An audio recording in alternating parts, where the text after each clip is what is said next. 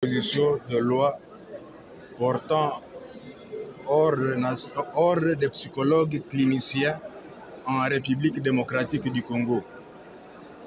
Et vous savez, le psychologue clinicien, c'est un professionnel qui exerce dans les domaines de la santé, spécialement en matière de diagnostic et de traitement de la souffrance psychique de malades et de problèmes existentiels.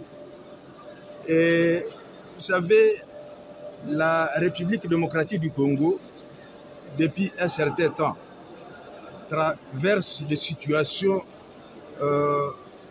calamiteuses qui affectent la population de l'Est à l'Ouest, notamment les guerres, vous voyez les déplacements massifs des populations,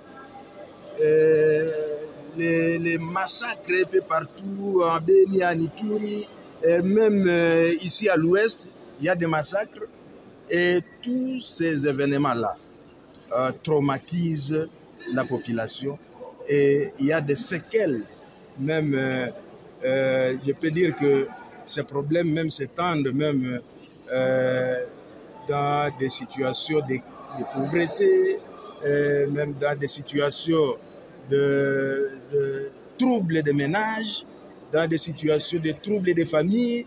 Et donc tout ça, ça occasionne beaucoup des événements qui amènent certains sujets à être malades, à être traumatisés. Et c'est à ce titre que le psychologue clinicien intervient en matière de santé. Et vous savez, quand on parle de la santé humaine, là, il faut que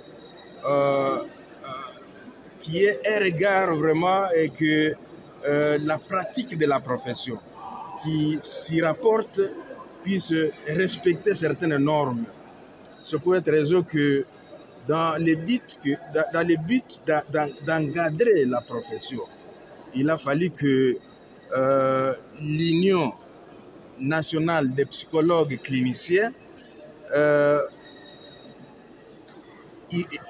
qui s'occupe de l'organisation et de l'encadrement de psychologues cliniciens puisse s'y atteler en fait de tendre les champs de leur mission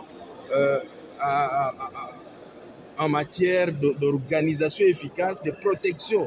Vous savez, le but de cette loi, c'est la protection de l'exercice de la profession de psychologue clinicien. Et donc, on protège cette profession comment?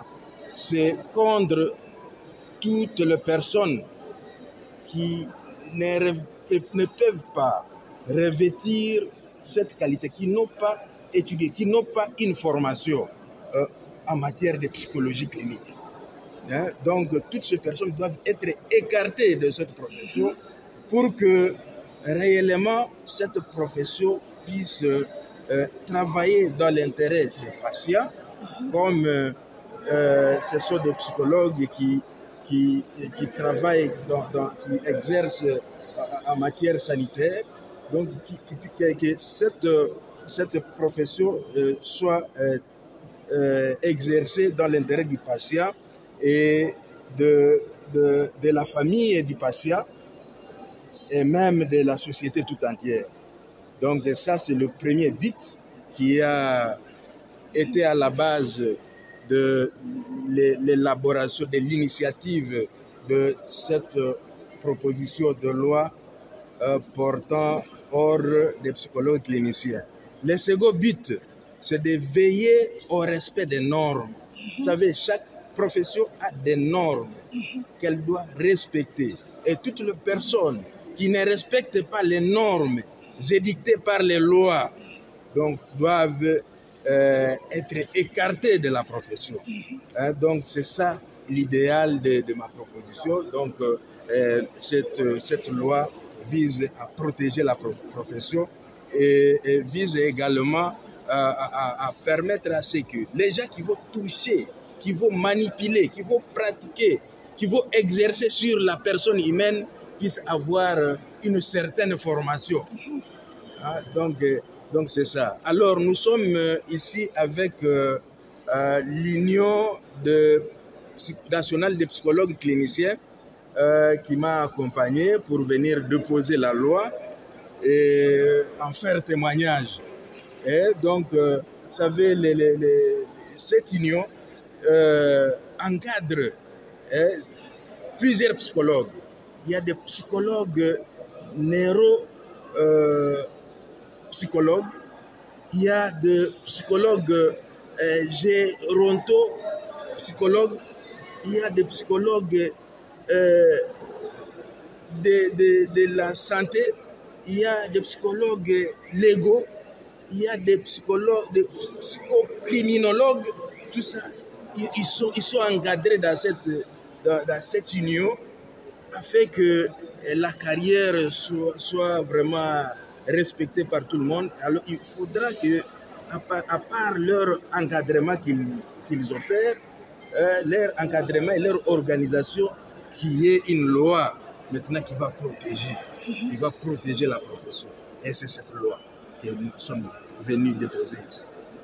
Donc, à quelques mots, hein, c'est ça la loi, et on entend maintenant la procédure. D'abord, vous savez, la procédure commence par les dépôts, et puis le président va envoyer cette loi au niveau du bureau d'études. Après le bureau d'études, on va envoyer la loi au niveau du gouvernement pour que le gouvernement puisse donner son avis. Et ce n'est qu'après 15 jours de l'avis du gouvernement, bon, si le gouvernement n'arrive pas à donner son avis, on peut s'en passer. Mais c'est ça la procédure. Ce n'est qu'après toutes ces étapes qu'on pourra maintenant programmer la matière pour qu'elle soit débattue.